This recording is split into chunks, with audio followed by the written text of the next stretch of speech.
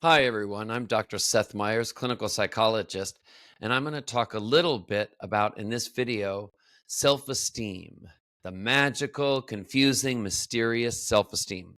And I say that because self esteem is a word, a term that we use a lot, but it's not always clear exactly what it means and also exactly how to change it, if it's even possible.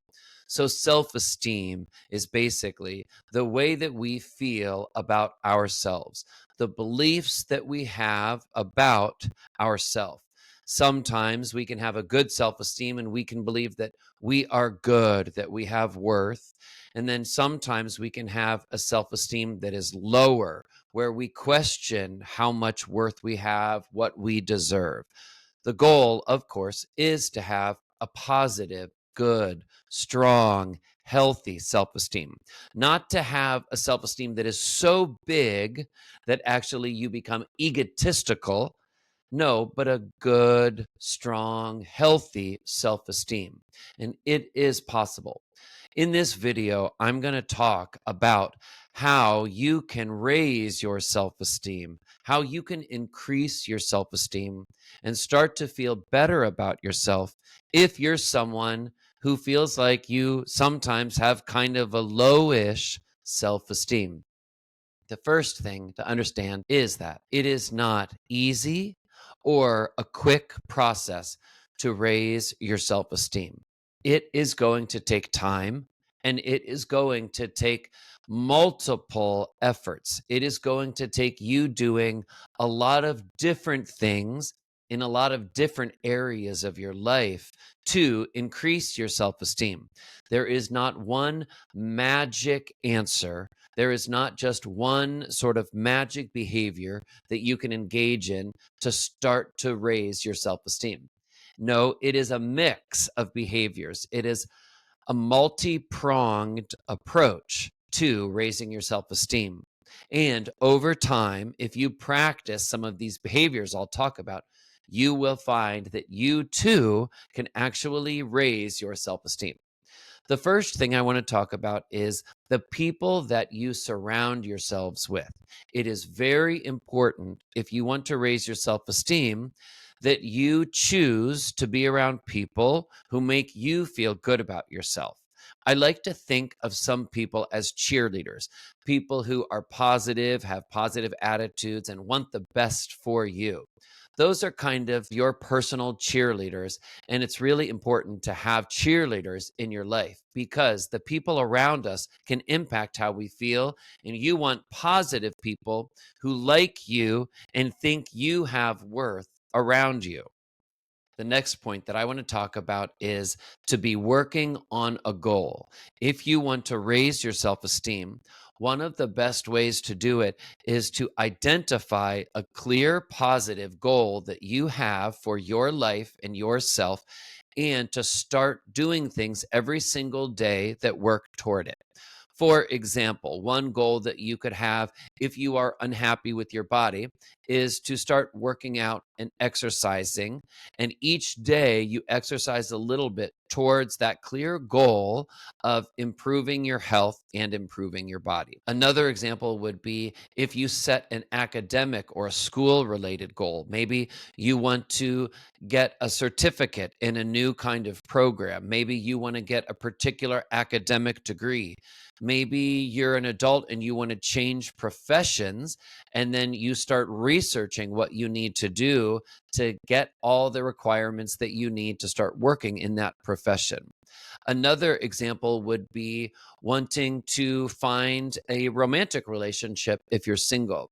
You may start doing things to put yourself in situations where you can meet positive people, where you can talk with people, introduce yourself, learn about others. You may join a new organization that is good for you, where you can meet a whole cross section of people. That is another example of a goal. So, working on a goal and doing things each day to meet that goal is something that you can do to try to raise your self esteem. This will give you a sense of purpose and also hopefulness. And it will remind you, I am doing things every single day to take care of myself because I care about myself and I care about my future. Those are very important points. Another point for us to talk about is something called self talk.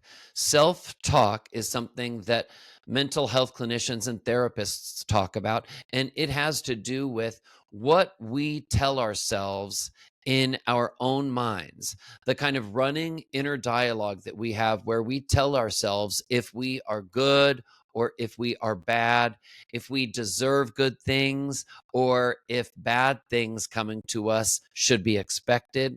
That's all a part of our self talk. One example would be when something bad happens to you, do you tell yourself that you deserved it? Or do you tell yourself that you should have compassion for yourself and then do what you need to protect yourself and get into a better situation? What do you tell yourself when something bad happens to you? Do you show compassion and love to yourself? That is an example of what kind of self talk you have.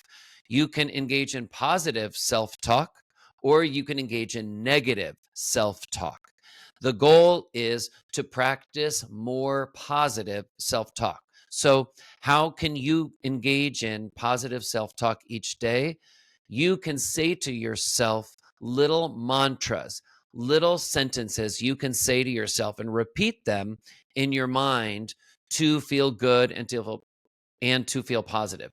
You can say things like this: I will do what's required of me today. I will meet my responsibilities. I am proud of myself for trying. I may not have gotten what I wanted, but I do feel good about myself for trying. I deserve good things and I will do what I need to do to keep good things in my life, to attract good things. I have love for myself because I deserve love. Everyone deserves love. Those are all examples of positive self talk. So, if you want to raise your self esteem, practice more positive self talk. And you can do this by just repeating some of these compassionate, loving sentences in your head. Or you can also do things like write a little note to yourself and you can post notes that you want to see around your bedroom, in the kitchen, maybe if you have a car and you're driving, any place where you see it, next to your bedside table can be really helpful. These are positive self-talk messages. And after you start to see these positive messages about you and your worth and your self-esteem, over time, you will start to believe them more.